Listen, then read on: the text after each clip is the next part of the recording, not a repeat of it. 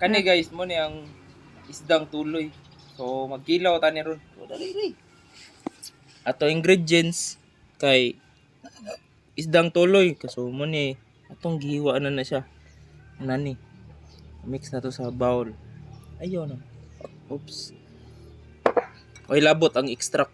So first is isda. Daple na to ni. Sunod asin. Sunod suka. Suka para mo mix. Muna siya kuan. So ato ra nang timplahan, ato lang sa siyang i-soak para kuan ng kuan then luya. Oh.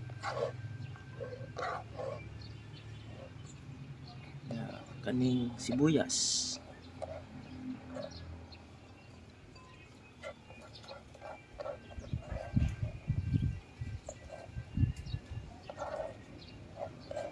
Next sa kinilaw lagi ng kamatis.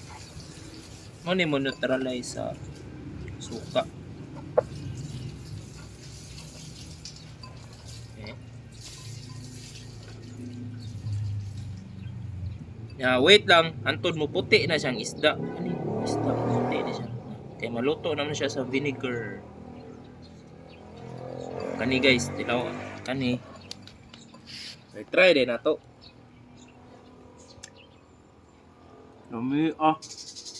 Kinilaw sa dagat.